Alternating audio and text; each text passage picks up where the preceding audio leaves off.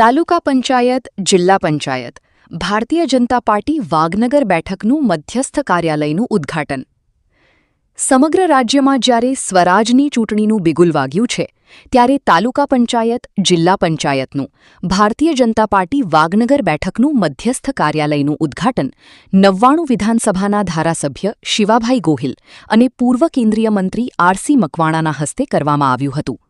મોટી સંખ્યામાં ઢોલના તાલે રેલી યોજી ચૂંટણી કાર્યાલય ચૂંટણી પ્રચાર માટે ખુલ્લું મૂકવામાં આવ્યું હતું. મોટી બીજેપીના હોદ્દેદારો, પ્રમુખશ્રીઓ, કાર્યકરો ઉપસ્થિત રહ્યા હતા. ભાજપના ઉમેદવારને જીતવાનો હુંકાર કર્યો હતો. રિપોર્ટર સુલતાન ખાન પઠાણ સાથે ઇદ્રીશ કુરેશી, મહુવા.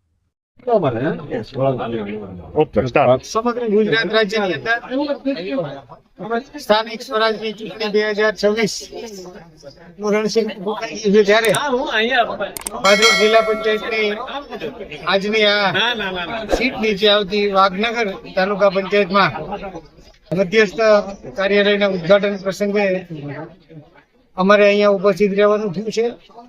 સમગ્ર તાલુકો, જિલ્લો અને સમગ્ર રાજ્યની અંદર માત્ર ને માત્ર લોકો ભારતીય જનતા પાર્ટીને આવકારવા માટે થનગની રહ્યા છે. ત્યારે અમને સંપૂર્ણપણે વિશ્વાસ છે કે આવનારા દિવસોમાં અભૂતપૂર્વ વિજય ભારતીય જનતા પાર્ટીને આ સ્થાનિક સ્વરાજની ચૂંટણીમાં થવાનો છે.